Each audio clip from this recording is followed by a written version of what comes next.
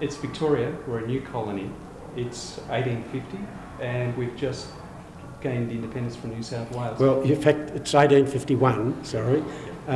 Yes, we have, and I can speak we, I suppose, having my birthplace in Melbourne. But obviously, the colony started with no money and started with a very small population based essentially on the pastoral expansion into Victoria. And then a few weeks after, July it was, when the independence came into effect, gold was discovered, and that immediately changed the nature of the whole episode or the whole development of Victoria, because clearly you had very rapidly, and even when I say very rapidly, you didn't have to wait for people to come from overseas, because they came where the goldfields had already been established in New South Wales. They came off the squatting stations. The police in Melbourne were immediately reduced by about 90% of their numbers, so that what you therefore had on the goldfields was the immediate necessity for social services, in the sense of the primary ones, the postal services, more importantly, of course, roads. And the road from Melbourne to Ballarat was deplorable over the Pentland Hills. People mostly came up through Geelong, but obviously too you needed the development of a system of law and order. Now that had already been established by virtue of the Gold Commission on the goldfields in New South Wales, and so it was then done here. And that not only implied, but meant the immediate imposition of a licence fee, virtually a tax on the labour of the diggers, irrespective of whether they found gold or not. And understandably that caused resentment, and over time, more particularly with the way it was enforced.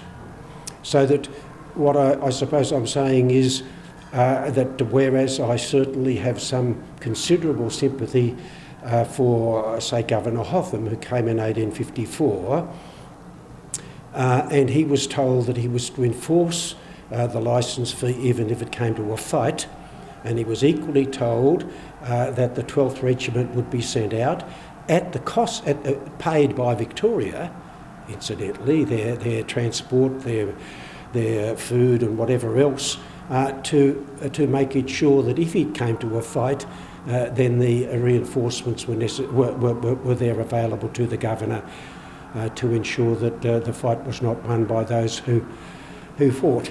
Some would say it was provoked by Hotham.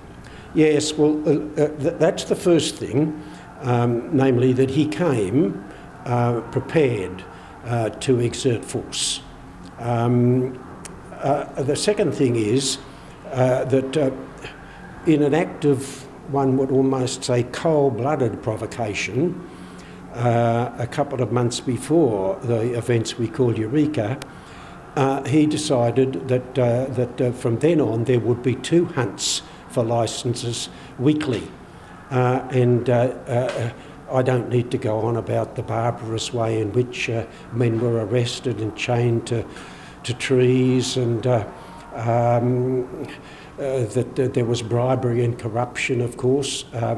But the next act of provocation I should also say that any of the delegations, peaceful delegations that approached either the Commissioner here in Ballarat, Commissioner Reid, or Governor Hotham in Melbourne, asking for redress of the wrongs, they were repulsed. So that there was no question of compromise. There was no question of temporising and saying, well, let's reach an agreement that if I only sent them out once a fortnight, perhaps, and that you would even know that on the Friday, if you haven't got your licence fee, your licence on you, then you're going to be arrested. But none of that would he listen to. And then finally, of course, on the 30th of November, and clearly with the concurrence of the governor, there was a last licence hunt. 8 diggers were arrested. The gold commissioners came out accompanied by police and the military with bayonets. And I think I'd have to say, you weren't dealing with an uneducated group of vagabonds in the diggers. The education generally of the diggers here on Ballarat, or in Ballarat, was higher than that generally in the British Isles. And furthermore, because of the nature of gold mining, let's call it that here, in which it would take you perhaps 6 months to get down to a lead, there was stability. Diggers were building their homes. There were wives and children. Ballarat itself was a stable community with theatres and hotels and newspapers and the beginning of a hospital, etc. So he wasn't dealing with vagabonds. Here again, as I say, you confront these men, many of whom had been accustomed to the sight of military, armed military within a civilian population, in Ireland of course, and even in the British Isles, I should say in Britain itself, with the Chartist uprisings, let's call them that, the Chartist movement of the 1840s, and finally in the revolutions of 1848. So that for civilians to see that the law was being enforced at the point of bayonet was an anathema to these men. Now, the last thing that to me proves the provocation of the governor was that what they feared, of course, was a democratic movement and the development of a democratic movement here in Victoria, which you had already seen at Castlemaine, Bendigo and other places, not simply here. Eureka happened here because of a series of almost accidental events. It could have happened on any of the goldfields, yep. But it happened here, as we well know. Now, it was a hot time, wasn't it? Sorry. Can I just finish that? Yeah. See, what we really don't know with any total clarity is what was being communicated between Melbourne and Ballarat. But it is perfectly clear from what we do know that the authorities ultimately wanted the men to take up arms and at least give the appearance of a revolt. And therefore the necessity, absolute necessity, of catching the diggers, as the commissioner said to Hutham in Melbourne, now that they've gone to this place they call a stockade, it is absolutely necessary that we keep them there and catch them with arms in their hands so that we might put down this democratic movement at one blow. So what you do, you have the concomitants of two things. One, a deliberate series of provocative acts on the part of the government. Two, the response of the diggers, which was exactly what was wanted, because that's what happened. They caught them with arms in their hands and they put down the democratic movement at one blow in the blood of 30 diggers and, of course, 5 soldiers who were doing no more than their duty. There was more than one spy that clearly came to the meetings and was in the stockade itself. Well, I mean, that's understandable. After all, we've got a situation now in which rebellion having been fomented, then you keep a close watch on it.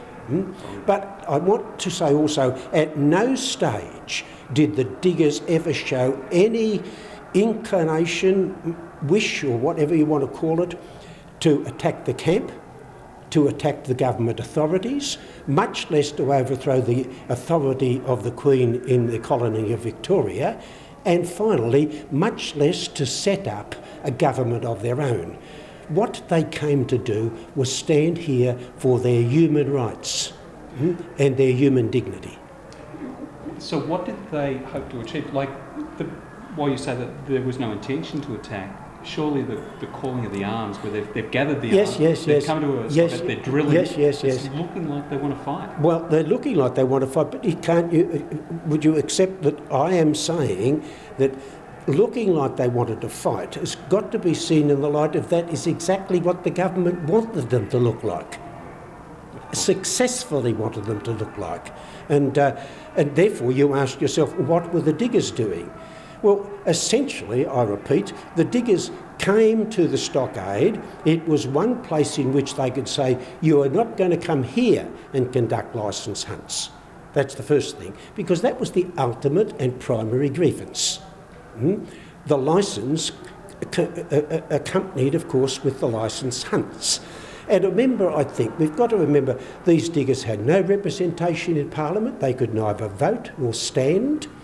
They couldn't go onto the land because the land was still locked in the embrace of the squatters. Literally, they had nowhere to go. And they knew, because they weren't all fools, that in the end the gold would run thin. They were not then aware that it would very soon be possible to take over the goldfields with big company mining and so on. But that, of course, happened. So all I am saying, I suppose, is that at heart, what the diggers were doing were standing up for their democratic rights. And what more can we ask of one another? To talk about the battle itself. Yes, of course, the battle, well, let's call it a battle. Again, it was planned very carefully. The diggers were here. And by Saturday night, most of them had left. And one of the reasons was that the Catholic priest came and with Peter Lawler's permission exhorted his Catholic flock to go home, not stay here on Saturday night and come to Mass on Sunday morning. You see at his little chapel up there where St Lepius is now, up to 1,000 people would come to Mass on a Sunday, and many of the diggers here on Eureka were Irish, so that by the Saturday morning all you had left was perhaps 100, a bit over 100 perhaps diggers, and unsuspecting that the forces of a Christian queen would come out on such a duty as they saw it to kill civilians. They were still civilians. Incidentally, there was no riot act read. There was no proclamation of martial law. There had been no attack on the camp or on the military or the authorities themselves. It was the fact they were here. And the fact, of course, too, that some of them had arms, others had, well, if you call a pike arms, fair enough. Now, they left at dawn. No, they got here at about dawn. It was a moonlight night. They came on a circuitous route, as you know, around behind the stockade, and then there's the question of who fired the first shot. Now, all I can say is that it is certainly probable that a sentry, because they didn't entirely neglect the defence measures. Well, let me put it a little more justly, I think. Either a sentry fired the first shot from amongst the diggers, or else the first shot was fired by the troopers. But there is no proof either way. Naturally, we can assume that it would be on the part, would look better on the part of the military to be able to say, but there's never been any proof. The whole thing was over in 15 minutes. I mean, over 300 armed and well-armed military and police, of course, were able to overrun. The slaughter was, to put it mildly, deplorable. Over 30 others died of their wounds. There were poignant moments immediately after it was over. A little dog, and of course there's a replica of the dog here in the stockade. I call this place the stockade, not a centre, incidentally, and I will continue to call it the stockade. The little dog, was on the chest of a digger who had, I think, 15 bayonet wounds in his body. Well, you know, you don't take that many to kill a man, do you? and he wouldn't leave it.